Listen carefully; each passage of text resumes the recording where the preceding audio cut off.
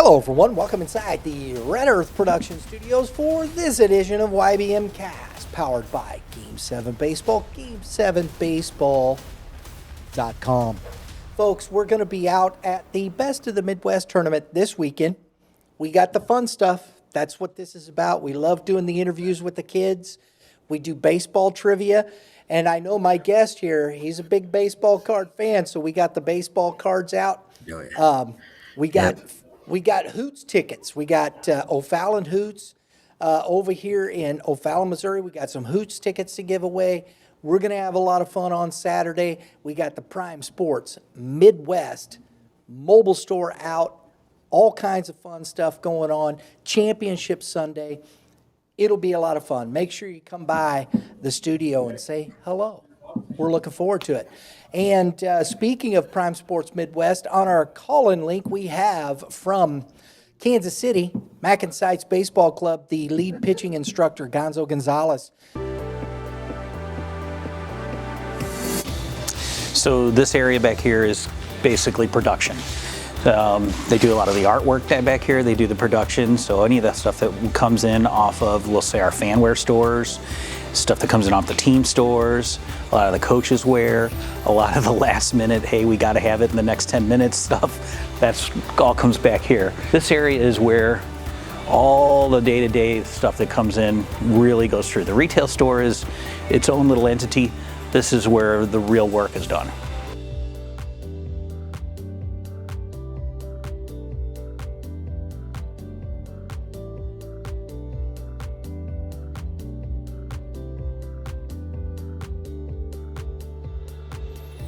We met him at the Winter Workout Tour, man. Thanks for coming on. Appreciate it. Well, thank you for having me. I'm excited to share and talk. Absolutely. We were talking just before we started here, folks, just about some just different things, and I think you're going to enjoy this podcast. We're going to start off this conversation because there's so much going on right now, Gonzo, about arm care, and especially in the youth. And really this is a focus, I think, on 9 to 14U in a lot of respects. I mean, once you get into high school, I think there's a little more thought process to these things and where kids are going, and there's separators from high level to maybe the mid-level kids and who's going where. So I think I want to make sure we keep this in that respect because I think this is the most important ages. And Yes. folks, I'm going to have Gonzo drop this bombshell on you right off the bat because he said this to me before we started and my mouth went to here. Arm injuries, are getting younger pretty much every day, Gonzo. And you had said something about tendons and ligaments. Share that fun fact with the folks. So a lot of times we don't understand about letting bone structures grow, allowing tendons and ligaments to fully mature. And really the reality is your tendons and ligaments don't stop growing or mature to their fullest before the age of 26. So when we start putting these kids under this pressure of, hey, I got to go out and throw 100 plus or whatever the case is, if they don't have the muscle maturity, if they don't have the bone structure, a lot of times it's not the kid's fault. It's just what they were born with. It's what were dealt with. And we're putting a lot of these kids at a disadvantage by, forcing them to throw so much at an early age. And you're right. You start seeing these injuries happen a lot sooner than normal. And again, this is part of what is happening in travel baseball. And guys are throwing more and more, and they're throwing more frequently. There's less rest. There's less recovery. So now there's guys, going out throwing 80 to 100 pitches and then immediately going to catch or going to play short or whatever the case is. So this is where, as a coaching staff, whether it's within our own organization or others, there has to be communication between coaches and understand, like, hey, if so-and-so is going to be pitching today, he might DH the next 2 days, or he might, play the outfield where he's not going to be so stressful, or play first, whatever the case is, where the throws are held to a very minimum. And that's where we also need the parents to understand that it's not because we don't want to play your kid. We're trying to protect them because, again, this is a marathon, not a race. And we have to be able to give these kids the adequate time to recover, give them time to get back to a sense of normalcy with their body, especially with their shoulder and their elbow, to create some stability back.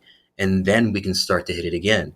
A lot of times we want to hit the ground running, put the rubber to the road, and not look back. And that could be a detrimental thing down the road. I should have done this right off the bat, but Gonzo, just, for a lot of our viewers may not know this, that please give the folks a little bit of your background and your experience, if you would.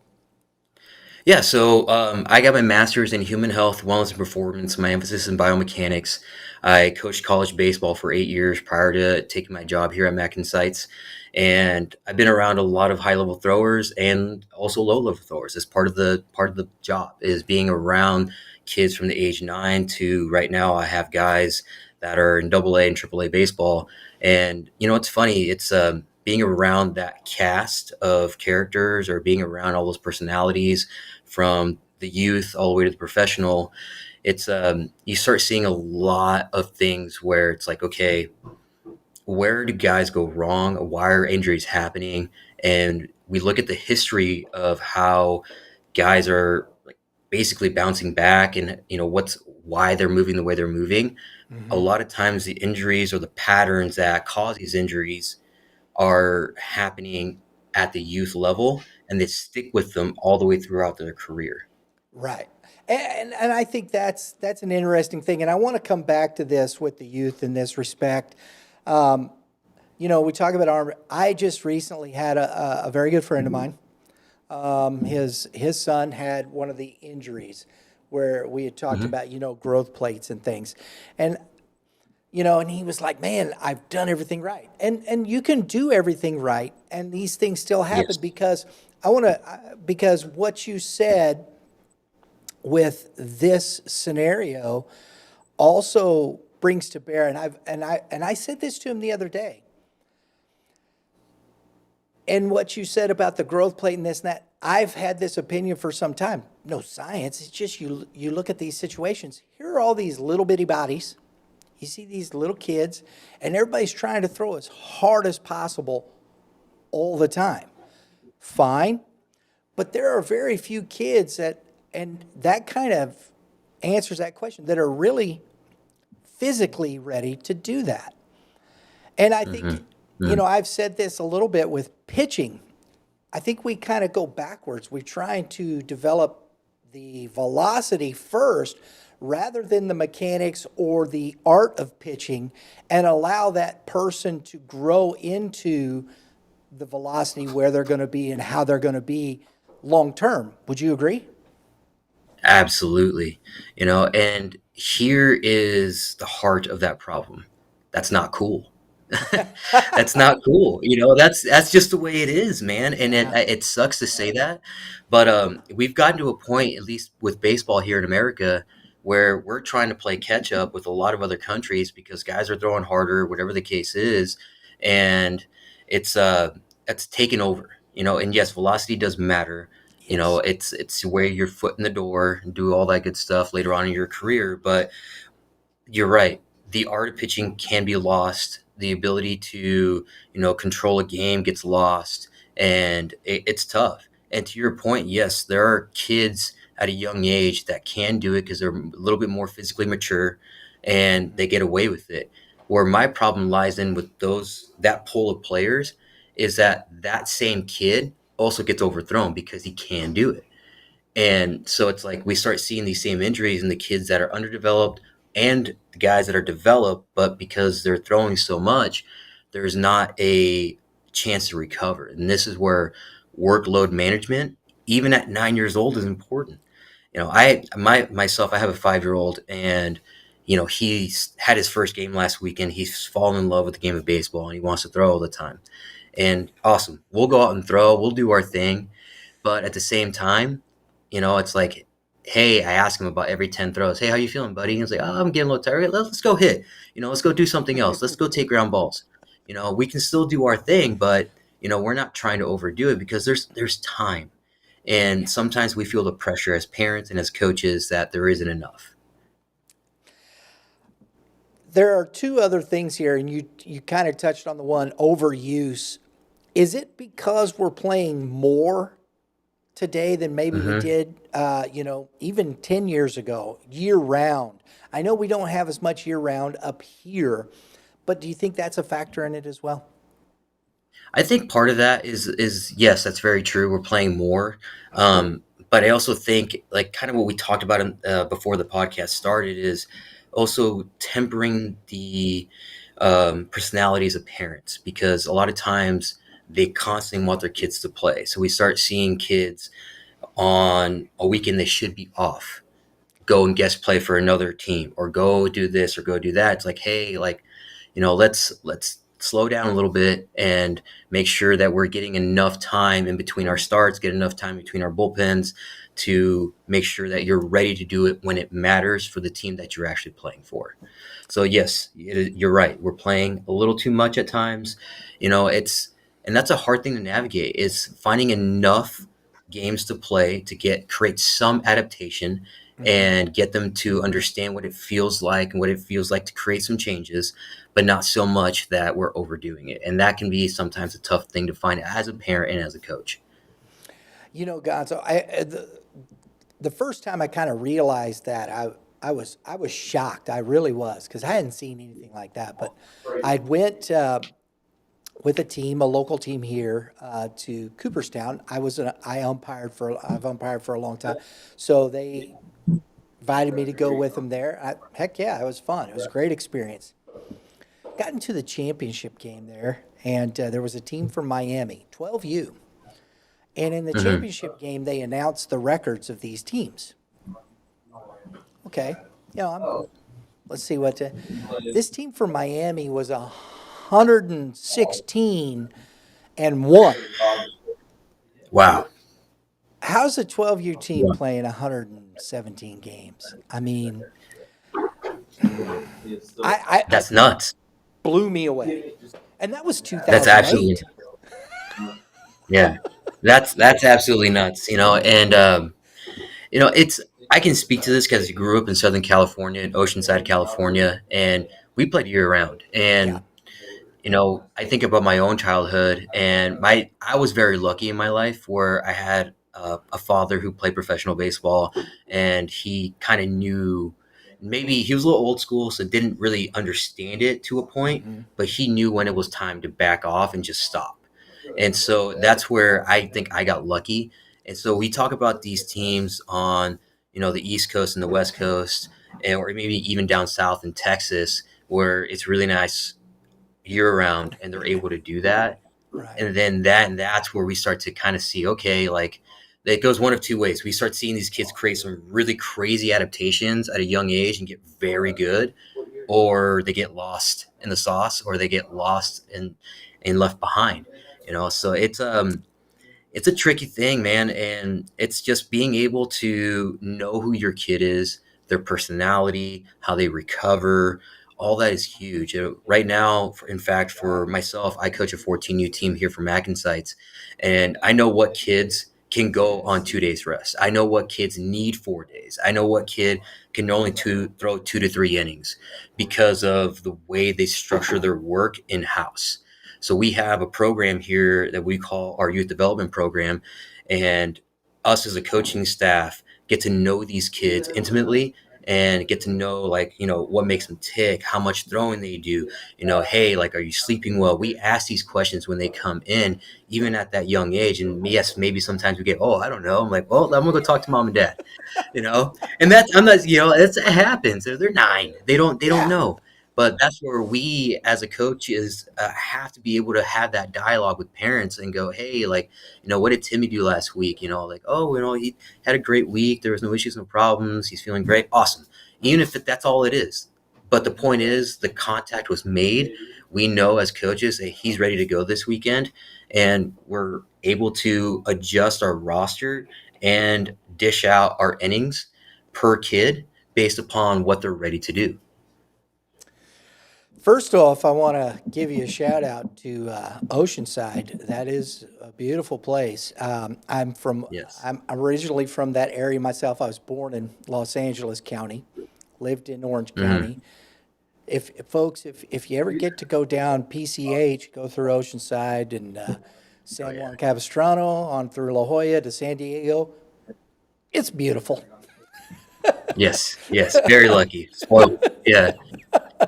It is gorgeous. But to your point there, I love the fact of what you said. I've said this for quite some time. And, however a program wants to do what they do, I'm not here to criticize these things. That's not my job. Do I talk about what I think? Yes. Because what you said there, I think, is so important. There are talking to the parents, I don't want to talk to parents. You should talk to the parents. That's their child. And the more you Yeah. create that good relationship with the parents, they can understand, hey, I can trust Gonzo. I can trust this group. I can trust these folks with my son, with my daughter, softball and whatnot. It doesn't, and I think the earlier you do that with just some basic stuff like that, the better it is, correct? Yeah, yes, 100%. And this is like where us as organization, if we have this open dialogue, you're right. Parents are trusting of us, and all of a sudden they shift to the background, and we're able to do what we need to do. But parents are always going to be on the forefront because yes, it is their child, and they're trusting us with their development. They're trusting us with us being around them, being role models, and that's just part of youth sports. And we have to be able to set a good example for them as coaches and show the parents that we truly care about who they are, not just as ball players, but as young men growing up into what they hope to be someday. I got one last piece here on this particular subject, and we're going to go on to talking about arm care. The one other piece of this puzzle, and we've talked about this recently on the show, is at the 9 through 14. I would love to see the roster sizes increase and get away from these 10 kid rosters at 9, 10, 11, 12 years old because of these things we've been talking about. Yeah, yeah, I would agree. And, part of our big conversation we've had over the last 15, 20 minutes here is the parents having to understand. It's okay for your kid to sit. It's okay for them to take some time off, and maybe they just DH or EH and they get their at bats and not play the field. And it's not because we don't want to play them. It's because we care about their development, and we care about them being able to get the adequate rest they need so they're able to work on all cylinders the next weekend or the next time they get a chance to throw. And so part of what you're saying is a double-edged sword. We Yeah. want to be able to increase the roster sizes, but we need people to understand why we're doing it, so they are open to the idea of why it's happening the way it is. And it's more for the kid, and it's not because we're trying to just bring people on. I So I think for me, yeah, go ahead. Sorry. No, go ahead. I think a sweet spot for most youth teams is going to be between 12 to 15 players on a roster. That more than 15 is going to be too much, but if I have about 12 to about 14, maybe I have one more just in case, but 12 to 14 is great. That means you're going to have maybe two kids sitting at once, and then you alternate them and you rotate them. And that's a big thing because again, we have created this type of country club type esque culture in travel baseball that if I'm not playing it, it's not good. But the fact of the matter is that travel ball as a whole has gotten so big that it is taking away from Little League baseball. So if there's less people signing up for Little League, we have to do the right thing and be able to have the roster size big enough to allow these kids to do the things they're supposed to do and not overuse them. So it's sometimes that can be tough to navigate with parents and even on our side as coaches of making sure that the kids are getting the adequate playing time that they need to create the adaptations, the changes, and the experience that they need to mature. So it's again, it goes back to creating relationships, understanding people, talking with parents, and creating that dynamic. I I like that because, and I think the conversation needs to start at the parent level with the fact that do we understand we're not paying to play, not paying to Hmm. play. If you've set your child into a club atmosphere, and I think in your conversation, that is as crystal as it gets. It's the development process and what we're doing to help your child. When they get to high school, they're going to be able to compete at a high level. That's Yes. the goal. That's the goal, first and foremost. Forget college. Don't think about college right Hmm. now. 9 to 14, don't think about college. That'll happen if you are able to develop correctly. And parents understanding that if you're in that setting, you're not paying to play. You're paying for the opportunity of people like yourself to develop your child in the right way and have them ready to go once they hit that high school level. And I think that's where the Yes. conversation needs to change, Gonzo. Yeah, I completely agree. And again, it's not about the wins and losses, right? We Right, want to right. create winners. Yes, we want to create a winning culture. But, if Jimmy was striking out on 0-2 breaking balls to start the year, and now by the end of the year, he's recognizing, seeing, taking, and working counts, that's a win. That's an absolute win. And like he's getting deeper into counts, he's seeing more pitches, he's becoming a better hitter. Same thing with on the mound. We're seeing guys maybe at the beginning of the year not throw a first pitch strike. By the end of the year, they're 60-70% first pitch strike. They're able to throw their changeup in the zone. That's a win, man. That's an absolute win. I love that because I've done a show. I've done shows on this because I think we misunderstand. We're always looking, and it's true. There is a result at the end of the game. There's one team that scores more than the next one. Get it, and whatnot. That's the result you're looking for. But Hmm. playing winning sports and whatnot is an attitude, a frame of mind. Power plus attitude equals performance. If you create the opportunity, then it gives you the opportunity to have the results you're looking for. But if you're not Yes. creating those situations with the right knowledge, with the proper attitude, and to get the performance you're looking for, you're never going to get those opportunities anyway. So to Hmm. me, that's what it's about is developing that the knowledge, the application of knowledge, applying it in a game. There's a kid that might get in practice and throws first pitch strike every time, and then gets in a game and couldn't find home plate if he fell out of a boat. It's just one of Yeah. those things, and sometimes it's that mental thought process that Yes. you have to work through, right? Yeah, I mean, and what you're talking about is anxiety and fear. These kids have a lot of that, and we don't recognize it sometimes as coaches or parents, and we view that as, oh, he's not competing. It's no, it's not that. The kid's never done it. He's never been in a situation when runners are in second and third, less than 2 outs. He's anxious. So the more we're able to expose that to him, hopefully, 2 to 3 weeks down the line, it's like, hey, he's in that same situation. Look at him. He's calm. He's collected. He's attacking the hitter. He's not worried about walking a guy. He's not worried about giving up a hit. So it's like, okay, we're heading in the right direction.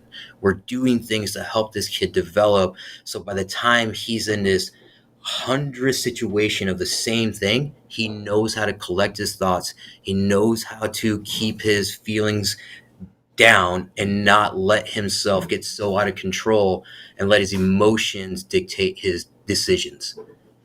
It's curious. Just a thought here. My son went through pitching lessons. He pitched all the way up and into college, but from the time he was 8 years old, the pitching instructor he had, if he would tell if a pitch got away and it was like going toward a batter, even in practice, whatnot, and he'd go, he goes, no, no, you threw that pitch exactly where you wanted to throw it. And I would sit there and Love I'd it. go, okay, what's he doing? But it dawned on me as Justin was in a game at 9, 10, 11, he would hit a batter, didn't matter to him. He'd just get back up, and the next pitch was a strike. And it dawned on me, it's like, oh, all that conversation right there, no, you threw it right where you wanted to. Don't worry about it. Let's move on. And that mechanism in his mind, he just moved to the next pitch. Did he want to hit the kid? No, it wasn't that. But that little mechanism right there helped him at a young age understand how to move on to the next pitch. And I think that's what you're talking about there, just that mental anxiety, right? Yeah, that's it. That's super cool that your son had a mentor like that. We need more guys like that. We really do. Especially at a young age. It's like we get so caught up in mechanics or so caught up in trying to do things right. I'm like, dude, most 9-year-olds have no idea where their arm is compared to their head. So it's like, okay, like what are we doing? So like for me, it's like, I'll have a kid come in and a parent will say like, hey, how do you do? I'm like, well, you saw, you're able to see things look great. He's moving well. And the first thing they'll ask me is, oh, well, can we come in next week? No, I'll tell them no. I'm like, he's doing great. He doesn't need me. He needs less voice and more action. Go do it, buddy. Go have fun. Go fail. And then we can have a conversation about how you handle that and how we need to move forward. But if we're constantly always in a bullpen session, if we're constantly always trying to work on something, then we start to get what we, kind of call in the industry, showcase players, because they're really good when no one's watching. They're really good when it's a bullpen session, but they can't put it together when it matters most. And that comes down to not overcoaching. That comes down to not being in a kid's ear so much and just letting them go do it, fail, ask them, hey, how'd it feel? That sucked. Yeah, I know it sucked. It's part of it, So now let's talk about how we can make this suck less. I love that. Exactly. Yeah. Exactly. Yeah. Oh, man. So with all this in mind, I watch all the things and I see out at the ballparks, we're out constantly at high school games, the bands and the weighted balls and arm care has become basically its own industry in that respect. Yes. And there are multiple options out there available. Talk to us a little bit about how we start understanding, getting into this. If you're 13, 14, even some of these younger kids, what's the best avenues? How do you start that process? One thing, strong things don't break. Get strong, be athletic, develop your athletic prowess, and you will find yourself having less and less injuries. And you may be asking, well, what do kids from 9 to 14 do? There are exercises that they can do. They can do the banded workouts. They can push sleds. They can do ladder work. They can do things where they're having to challenge their body, whether it's hanging from a bar or push-ups, whatever the case is. They can still build their body in a safe way to be able to get stronger. And then as they mature, as they start to have more self-awareness of how they move in space and how they interact with objects, barbells, hex bars, whatever the case is, then you start to challenge them as they get older with more complex exercises. So my biggest thing, and I start this with our kids here at right around like 13, maybe 12U, depending on how advanced they are, we start taking them through what we call prehab screenings. So I'll look at their thoracic rotation. I'll take a look at their hip internal, hip external, their ankle flexion. I'll look at everything that might be an issue or whatever the case is with joints and go, okay, this might be a limiting factor. This might be a limiting factor. And when I know where they are lacking, you start seeing that show up in the way they throw. So if we can address mobility, if we can address strength in specific areas, then all of a sudden we start to see these injuries decrease because we're getting out ahead of the problem. A lot of times, it's very prevalent at the high school and older levels, but not so prevalent at the youth levels of 9 to 14. But if we can go, hey, he needs a little bit more stretching, he needs to do a little bit more of rotational work to open up his spine, and he's going to be able to stay closed. A lot of times, and this is very, anecdotal, right? In the sense of like, hey, stay close. You got to hold this front side longer. Well, we have to understand as coaches and parents, our kid is trying to do that. He's trying to stay close. He's trying to keep his head still. But what if he can't do it? What if it's because he is lacking in his rotation? So no matter what I tell him, no matter what drill I give him, he physically can't make that change because he's lacking in his rotation to his left or to his right. And if we address that issue, and it's like, oh, okay, I don't need a drill. I don't need this. I don't need that. Now it's just, I just needed to open him up. It took care of itself. But we don't know that unless we screen these kids. And, I say we start around like 13, 14 years old, because then those were when time when the growth spurts really start to hit, and we start to see kids, jump a foot in height, whatever the case is. So when these growth spurts are happening, well, what happens to our tendons and our ligaments? They start to get longer, they start to get stretched out, they get tight. So all of a sudden our body's just creating restrictions because they're waiting for our bones to grow. So it's like, okay, well, let's see where we need to make adjustments in the way that you prep your body prior to throwing, and then we can go from there. I think that's one of the most difficult times too, is in that 13, 14 range, where you see this kid is up here and this kid's down here, and I mean, it's this, of Yeah. kids. And Yeah. just understanding and knowing that this kid's 5'2" and weighs 90 pounds and he's 14. He may get bigger. How much bigger? Is he really able to physically, I like what you said, physically apply and do some of these things just in the nature of where his body is physically? Yeah. Go ahead. Yeah, but I mean, you're completely right. So, we have to treat every case, every player as their own individual entity, and be able to give them the knowledge, or maybe not even just the knowledge, but just the right steps to take in order to get them moving in the right direction. Because I understand at, 13, 14, we're still a little spacey. We're still trying to figure things out. So maybe it's not me trying to explain it. Maybe it's just telling you, hey, this is what you're doing. And then all of a sudden, I've seen it happen in the facility. They will ask right away, 2 months down the road, when they should have asked 2 months ago. But again, we're 13, 14. It's like, hey, why am I doing this? Thank you for finally asking. Now we can have this conversation as to why you're doing it. Because if I just tell you, some kids will just do it and not care.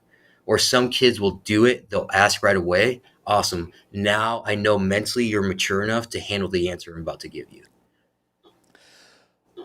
In your training, and when you're dealing, especially you start getting that close to 13, 14 and into high school, the methods that you guys use and that you're employing, how do you, when you see that 13-year-old, it isn't a cookie cutter thought process, is it?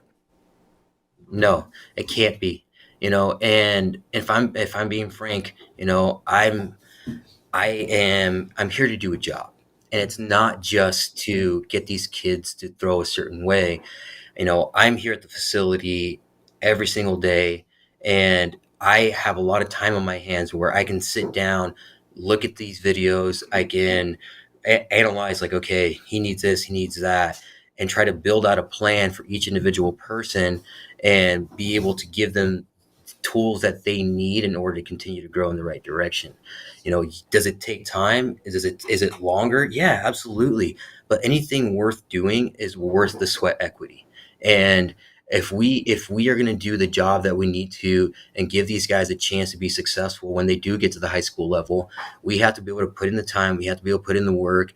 And the coolest thing, and it happens almost every year, you'll get a couple of kids that come up to you and they'll, give you a hug or go say thank you for everything you did. And like, to me, that is the coolest thing in the world, man. Like, it's like, you understand why we did what we did. You get it, kid. And I appreciate the hug and I appreciate the thank you.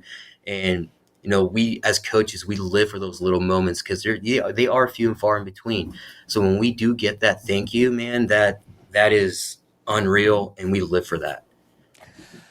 I always look at, I was talking methods, and one of the things to me, I know the elbow gets a lot of pub and things of that nature, but to me the shoulder is Hmm. really where, because just in, you talk about today, everything's about movement. You said athleticism, and I think Yeah. it's key.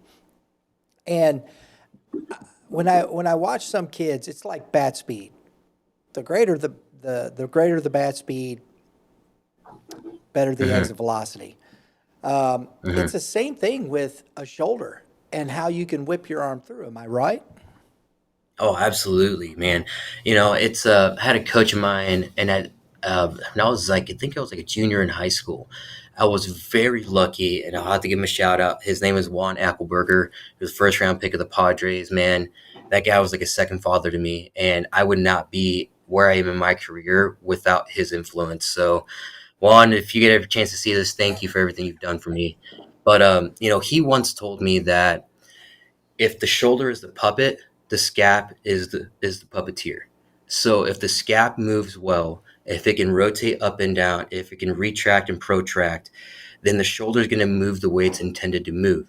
And if the shoulder moves great, the elbow will be able to handle the forces. And a lot of times, we start to figure out like, hey, we're only looking at this. Like, well, how's the shoulder moving? Because your elbow and your hand is at the mercy of what your shoulder can and can't do. So there's a lot of things there, and then obviously we can get into the trunk, we can get into the hips, we can get into the stride, all that. Right, right. But if we're just talking about this, we start to understand. Okay, this guy's he has a lot of range of motion, internal and external rotation. Is he strong in that range? Can he actually move well in that range? So, getting back to like 9-year olds and 10-year olds, you start to see these kids get into these extreme ranges of motion because they have it available to them. They haven't been corrupted by, you know, years of strength training in one direction, or, doing certain things. So they're not bogged down in one direction where they're rounded over. So it's like, okay, they are opened up, they're able to get to these extreme ranges of motion. It's like, okay, we need to start to think about giving them little things to do to help them strengthen that. So, one, they keep the integrity of that range, and two, they're moving well and strong through that range. We'll definitely have to come back and talk about that stuff in another segment. I want to finish this by talking about Wow. the Those are 30 minutes. the Hmm. science, the science of it. You were to school for this. Where's the science? How much of the science is progressing, and how are we understanding it better? It's wild how many things have changed since about 2014 to 2016. So it's like or sorry, from like 2014 when I graduated college to now in 2023, 2024, a lot has changed. We are understanding better of how guys are moving. We have mocap available to us. We have all these different digital tools that help us understand how guys are moving. So now it's like, okay, well, they're not moving right, so let's get them the right exercises to do, or we're starting to notice certain things in the way that they move, so we have to change these things. So it's crazy, man. Things have advanced so much, and this is where I see the most change is in the PT realm. Physical therapists that were once baseball players, that were once football players, are getting into the industry, and they're not only sharing their knowledge of the game of playing at a high level, but now they're taking that knowledge and combining it with physical therapy exercises, and they're going, this is what works, this doesn't work, this works, this doesn't work. And then that has now evolved into, okay, now it's really specific. This is what we need to do because your arm slot's here. This is what we need to do because your arm slot's up here. So it's like, okay, we're starting to really understand why people need certain things and why others need something else. It's really cool. Oh, that makes sense because, and I love the fact of what you said there. These are people that have been through it, felt the body, it didn't move right here, whatnot. You go to school, you finish your school, and you start looking, you go, oh, that's why it did that, right? Hmm. And That's I think it. That's it, man. Yeah, you're hearing more and more stories of like guys that walked away from baseball because they had no idea what was wrong with their arm, and finally they go do a mocap, or they'll go to somebody that really understands the human body and why they're moving the way they're moving. They'll get these things fixed, and all of a sudden they're like, "Hey, I'm back in it." At the age of 35, I'm playing college or sorry, pro ball. It's like what? But it's like, man, imagine if you had that when you were, 15, 16 years old and you really understood, and, we're starting to see this new generation of baseball player that really understands their process and really understands why they do what they do. And they're just becoming sharp at a younger and younger age. And, it's cool to see, but we also as coaches have to temper that in the sense of like, when it's okay to think, when it's not okay to think, and when it's okay to just go play and react and be an athlete. So that's where the experience of coaches comes in and goes like, hey, I've been in your shoes. I know what it's like. These are the situations you want to be able to have a thought process and be oriented there. And then in these situations, just go and attack and react. Gotcha. I love that. This is a great conversation. We're going to have to get you back on and continue to break some of these things down, man. I really enjoyed this conversation, Gonzo. I appreciate your time. Well, thank you for having me. It's been fun, so I look forward to it. Absolutely. We're going to do it again, folks. There's so much more information there. And, it's I love the youth part of it there because I think that's where everything begins. And there's so many times, I'm sure you hear this. There's a lot of people that complain and gripe and moan and they'll talk, and we love to be sensationalized. But I love these conversations where we start breaking down. Let's find some solutions and let's start working towards those because I think it's worth the time. Correct? Yes. Agreed. Completely agree. Absolutely. And folks, we appreciate you tuning in. Hey, make sure if you want to contact Gonzo there, if you're in the Kansas City area, whatever the case may be, you know where to find him, Mac N Seitz. You can go to the website, find the information there, follow Gonzo on social media. Throw him some social media right there, buddy. Yeah, so I do post a lot of stuff on my Instagram and my TikTok, and I made that stuff just because it's easier to be able to connect with my players in the springtime when they are off or they're playing. So I post a lot of stuff on there. I honestly have no idea what my handle is. Let me look. That's okay. We'll put it up. Okay. I think here it is. My handle is coach_GSP22 on Instagram. There you go. So it'll be well worth the follow. So, folks, if you like what we're doing, please take a moment, hit the subscribe button down there, hit the dinger next to it, because hey, that's what we do. We hit dingers because chicks dig the long ball. The way it works. And that'll get you all your notifications for upcoming episodes such as this. We hope that you enjoyed it. And we want to thank our guest, Gonzo Gonzalez, again. Folks, have a great day in the Lord. All you pitchers, give some pitchers some advice there, Gonzo.